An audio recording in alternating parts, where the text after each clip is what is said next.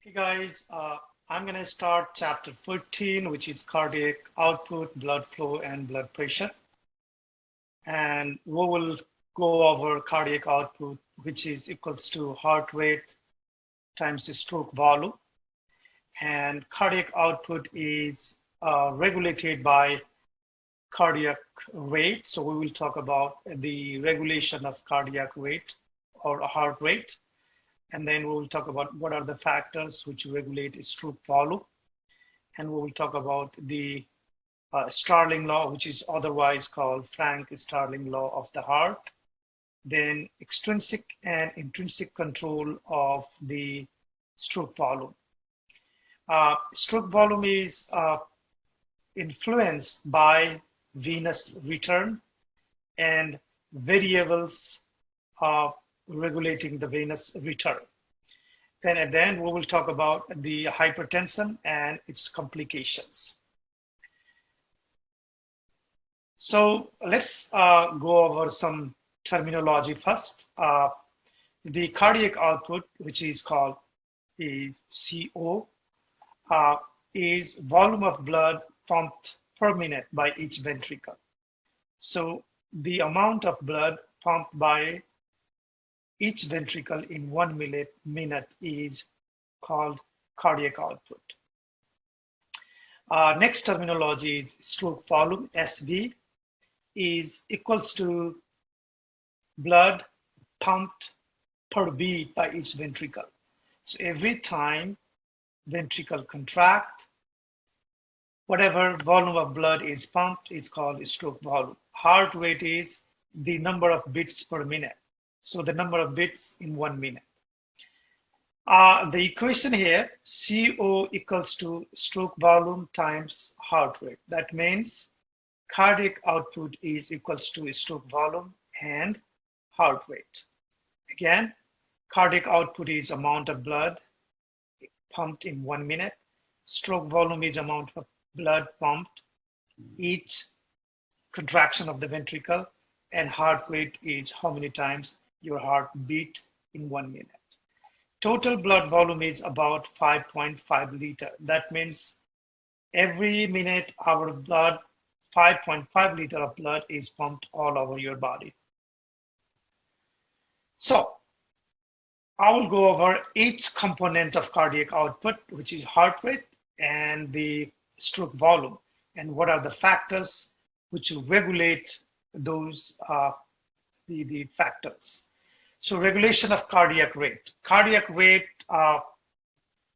is rate of heart per minute, and without neuronal influence, SA node will drive the heart at a rate of its spontaneous activity. So if there is no autonomic stimulation on the heart or SA node, then it is only SA node which guide the heart rate. Normally, sympathetic and parasympathetic activity influence heart rate, and that is called chronotropic effect. Okay, so sympathetic is positive chronotropic effect, and parasympathetic is negative chronotropic effect. Positive chronotropic effect means sympathetic increase heart rate, whereas parasympathetic decrease heart rate. Autonomic innervation of SA node is the main controller of heart rate. That means SA node is the pacemaker of heart, and SA node controls your heart at its own rate, but autonomic nervous system can influence it through the sympathetic and parasympathetic nervous systems. Again, sympathetic and parasympathetic nerve fibers modify the rate of spontaneous depolarization in the SA node. Okay, so let's see how sympathetic and parasympathetic stimulation increase and decrease heart rate. Sympathetic stimulation is due to the neurotransmitter norepinephrine and epinephrine, whereas parasympathetic stimulation is due to the release of acetylcholine. So here We have the control graph here on the top graph, and then it is the middle one is sympathetic nerve effect graph, and the lower graph is parasympathetic nerve effect. So if you see here, this is the pacemaker potential, and then pacemaker potential goes and then once it starts, goes to the heart, and then heart produces action potential. Okay. So here, this is the time. Once there is hyperpolarization, and then it opens HCN channel, and then there is depolarization, repolarization, hyperpolarization. Again, the pacemaker potential, depolarization, hyperpolarization. So there are like 2 bits here in control. But when sympathetic stimulation nerve effect starts, sympathetic nerve stimulation release norepinephrine and epinephrine, which stimulates opening of pacemaker HCN, hyperpolarization activated cyclic nucleotide channels. Okay, and this depolarizes SA node faster and increase heart rate. So that means the epinephrine and norepinephrine opens HCN channel more frequently with the epinephrine and norepinephrine, okay, compared to normal SA node function. Whereas acetylcholine promotes opening of potassium channel. So due to the opening of potassium channel, there is resultant potassium outflow, which counters sodium influx and slowing depolarization and decreasing heart rate.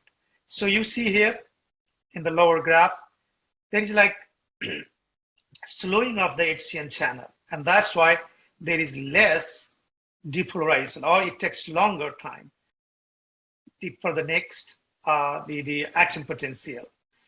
That's why there is less heart rate.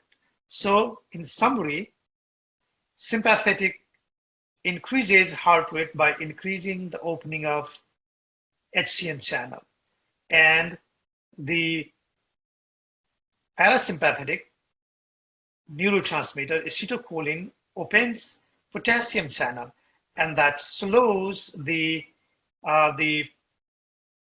depolarization, and that's why there is decreasing in heart rate. Okay. So the SA node is controlled by the cardiac control center found in the medulla oblongata of our brain, which coordinates activity of the autonomic innervation. Okay, sympathetic ending in atria and ventricle can stimulate increased strength of contraction, whereas parasympathetic stimulation decreases heart rate, and sympathetic stimulation increases heart rate. So from the cardiac control center in the medulla oblongata, it controls SA node, and so sympathetic stimulation increases the heart rate and increases the force of contraction of your heart, whereas parasympathetic nervous system stimulation decreases the heart rate. So here is the summary of the cardiac center stimulation and autonomic stimulation and its effect on the heart. So effect of autonomic nerve activity on the heart. Here is the region affected, sympathetic nerve effects, parasympathetic nerve effects, and what are their effects here. So in the SA node, AV node, atrial muscle, ventricular muscle, and their effect. So let's talk about first sympathetic nerve effect. Sympathetic nervous system in SA node, and it increases rate of diastolic depolarization. So during the resting time, it increases the depolarization of the SA node, and that's why it increases cardiac rate, increases heart rate. In AV node, it increases conduction rate, In atrial muscle wall, it increases strength of contraction. And similarly, in the ventricular muscle, the sympathetic nerve stimulation increases strength of contraction, whereas parasympathetic stimulation will decrease rate of diastolic depolarization and so decrease cardiac rate. It also decreases conduction rate in the AV node, but parasympathetic stimulation has no effect on the atrial or ventricular muscle. So it does not affect the force of contraction of the atria or the ventricles. Okay, so again, if we remember the equation, which is the cardiac output. So if I write here, cardiac output, CO equals SB, means stroke volume, times heart rate or cardiac rate. Okay, so again, cardiac output is amount of blood pumped in 1 minute. Stroke volume is amount of blood pumped in each contraction, and heart rate is beats per minute. Okay, so if we change stroke volume, that will change cardiac output. So let's see, if we keeping heart rate constant, if you increase stroke volume, that will increase cardiac output. And if you have more cardiac output, that means heart is pumping more blood all over the body. Okay, so stroke volume is determined by 3 variables, and they are EDV, which is called end-diastolic volume. EDV is volume of blood in ventricle at the end of diastole. So when the ventricle is relaxing, at the end of relaxation of the ventricle, the amount of blood collected is called end diastolic volume, EDV. So EDV is volume of blood in the ventricle at the end of diastole. Okay. Total peripheral resistance, TPR, is resistance to blood flow in arteries, which is also called an afterload. So when heart contracts, heart pumps blood against the resistance in your arteries, like aorta, other greater arteries, the resistance arteries. Okay, and that is called total peripheral resistance, which is called afterload too, because afterload is the tension in the wall of blood vessels outside the heart. Contractility is the strength of ventricular contraction, means the strength during the contraction of the ventricle, how forcefully ventricle can contract. So these are the 3 variables which determines stroke volume.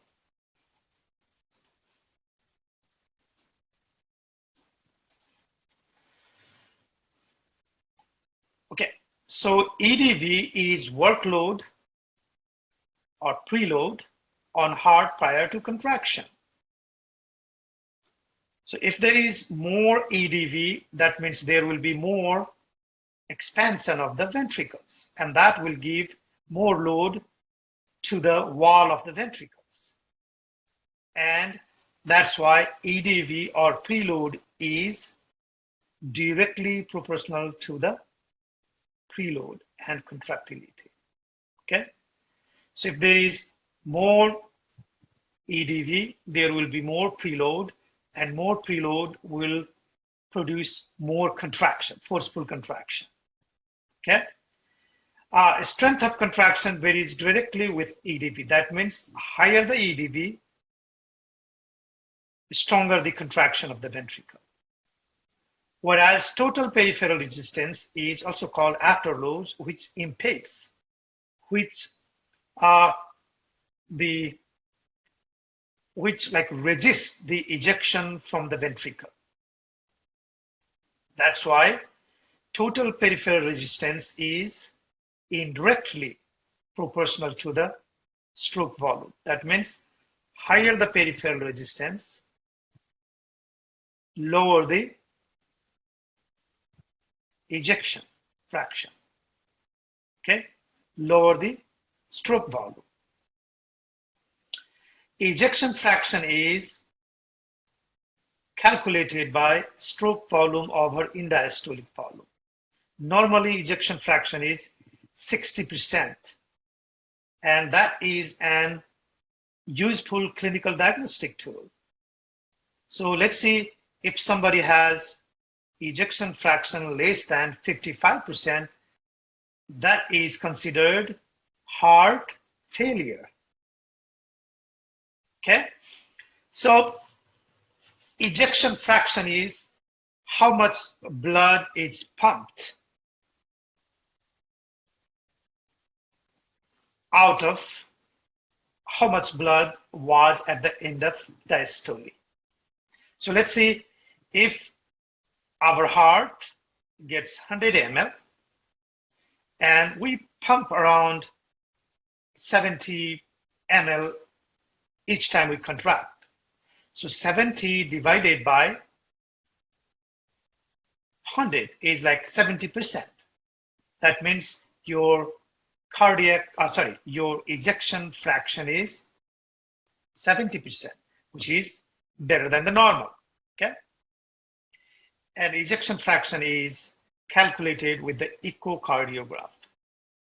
Okay, let's talk about Frank-Starling law of the heart. So a Starling law of the heart is the relationship of the myocardial contraction with the indiastolic volume and then stroke volume. Okay, so these two individual, Frank and Starling, established this the function of the heart. So Frank-Starling law of the heart states that strength of ventricular contraction varies directly with EDV, and this is an intrinsic property of myocardium, means cardiac muscle in the heart wall. As EDV, as indiastolic volume increases, myocardium is stretched more, causing greater contraction and larger stroke volume. So if you see here in this graph, based on the Frank-Starling law, so x-axis is ventricular stroke volume in milliliter, and y-axis is stroke volume in milliliter. Okay, so let's see, this is the control, and this is the like failure, and this is another graph with increased contractility caused by sympathetic nervous stimulation. So if you draw a line, let me draw the line. So if you draw a line, let's see if I draw a line here, straight line.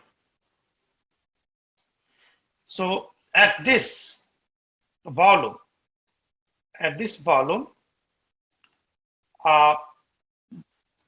for lower graph, this is the stroke volume.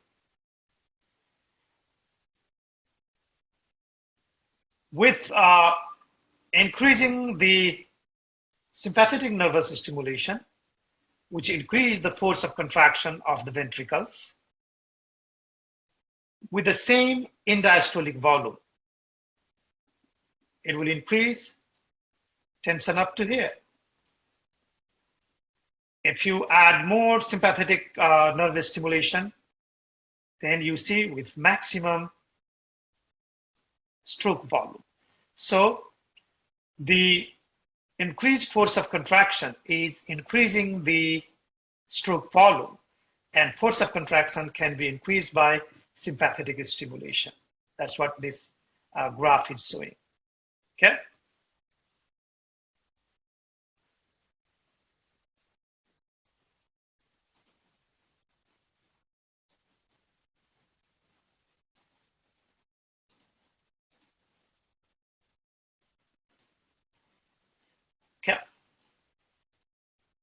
So again, Frank Starling law of the art says, uh, more in diastolic volume, more stretch in the wall of the ventricles, and that will result in more preload, and more preload will increases the force of contraction, which will result in increased stroke volume.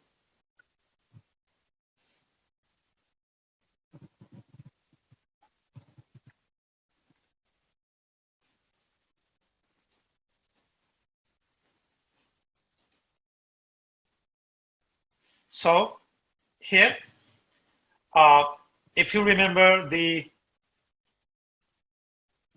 skeletal muscle, sarcomere is the functional unit of the skeletal muscle, striated muscle, and your cardiac muscle is also striated muscle. So here, let's see, we have three graph here, four basically, A, B, C, D. So in A, you see there is one sarcomere from G disc to G disc, and here myosin and actin. And here actins are overlapping each other. So in A is a state of myocardial sarcomere just before filling. So it is not full. Ventricle is not full yet. That's why the actins are overlapping with each other. They are not interacting with the myosin. When it is full, you see in B, in C, and in D, the actins are interacting with the myosin head. In C, it is fully interacted. In D, it is fully interacted. But if you overstretch, some of the area, some of the myosin will not be interacting. And that's why after certain length, sarcomere will be not increasing more force. Okay. So here in A is a state of myocardial sarcomere just before filling, and that's why here actin overlap, actin myosin interaction are reduced, and contraction would be very weaker here. But in B, C, and D, there is increased interaction of actin and myosin is allowing more force to be developed, because more interaction of actin and myosin, more contraction, forceful contraction. Okay, so here now, heart has its own spontaneous depolarization and contraction, plus extrinsic control of contractility by sympathetic nervous system, which is the part of autonomic nervous system. Okay, so at any given indiastolic volume, EDV, contraction depends upon level of sympathoadrenal activity. That means sympathetic activity. Norepinephrine and epinephrine produce an increase in heart rate and contraction, which is called positive ionotropic effect, because norepinephrine and epinephrine increase cytosolic calcium. So they increase intracellular calcium in the cardiac muscle cell. And that's why they increase the contraction. Okay, it is due to increased calcium in the sarcomere, that is inside the cytoplasm. So again here, length of muscle as percent of optimum, 100%. So 100% length of any sarcomere. What do you see?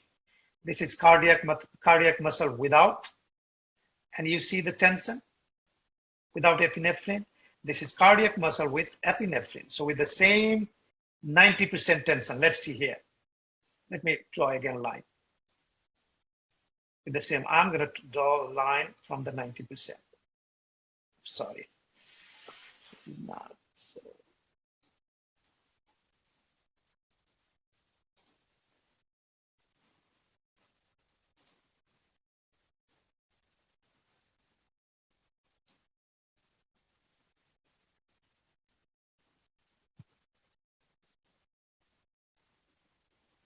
Okay, so with 90% tension, this is the cardiac muscle without epinephrine. So tension is like here.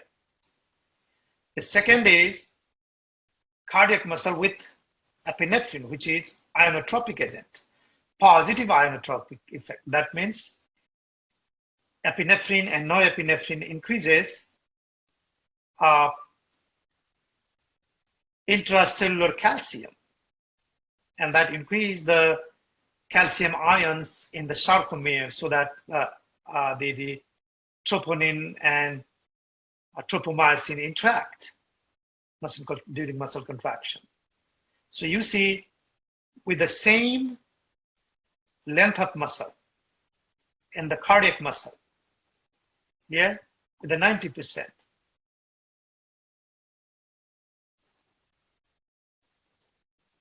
the tension is increased. A skeletal muscle has better strength of contraction all the time than the cardiac. Okay, so this is the relationship of the skeletal muscle, and cardiac muscle with epinephrine.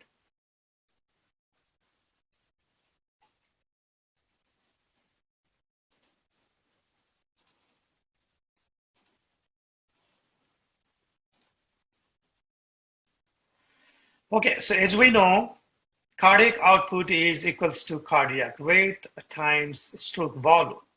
So there are several variables in our body which affect cardiac rate and stroke volume, and so ultimately affects the cardiac rate. Here you have some broken lines arrow, and some are solid arrows. So solid arrows increase these variables directly, and dotted or broken arrows, it affects inversely. Okay, so parasympathetic nervous stimulation decreases heart rate, whereas sympathetic nerves stimulate cardiac rate. Okay, stroke volume is affected by mean arterial pressure. So if you have a higher mean arterial pressure, higher blood pressure, that means your stroke volume will be reduced. It inversely affects the stroke volume.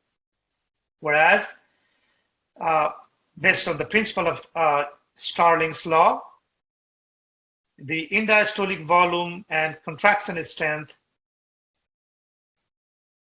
affect stroke volume directly. So if you have higher end-diastolic volume, will result increased straits in the wall of ventricle, and so increase force of contraction and increase stroke volume. Okay. In summary, the stroke volume is directly proportional to the end-diastolic volume or preload, and stroke volume is inversely proportional to total peripheral resistance or afterload. Okay, so end-diastolic volume increase preload, and preloads increases force of contraction. So what are the variables which affect end-diastolic volume? Here, venous return affects end-diastolic volume. Okay, so venous return is the return of blood to the heart via veins and controls end-diastolic volume and thus stroke volume and cardiac output. And they are dependent on blood volume and venous pressure, vasoconstriction caused by sympathetic stimulation and skeletal muscle pump. So in this flow chart, you can see the breathing. When you have inhaling or exhaling, inhaling creates negative intrathoracic pressure, and that returns more venous blood from the body parts through the superior inferior vena cava in the right atrium. That's why more venous return, more diastolic volume, and more stroke volume. Whereas the blood volume, higher the blood volume, higher the venous return. But if you have more urine, that will reduce blood volume. Let's see if somebody has diabetes, type 2 diabetes, and peeing a lot. In that case, you lose more water and your blood volume will be low. If you have low protein in your plasma and you have edema, that means your blood volume is going to your turning into your tissue fluid, and that's your blood volume is less. So this increased tissue fluid, increased urine will affect your blood volume inversely. Okay. Sympathetic stimulation. Let's see if you are in like during the excitement or emergency situation, when there is sympathetic nerve stimulation, that will result in vasoconstriction or venoconstriction. When you are exercising, the blood vessel in the skeletal muscle will squeeze and send more blood to the veins, and that will increase venous pressure, and venous pressure ultimately will increase more venous return, and so increase in diastolic volume resulting in increased stroke volume and cardiac output. Okay, at the end we're going to talk about the hypertension. So hypertension is blood pressure in excess of normal range of age and gender. So the traditionally blood pressure is, if blood pressure is more than 140/90 millimeter of mercury, then we call it hypertension. But new guidelines by American Cardiology Society, American Cardiology Association, AHA,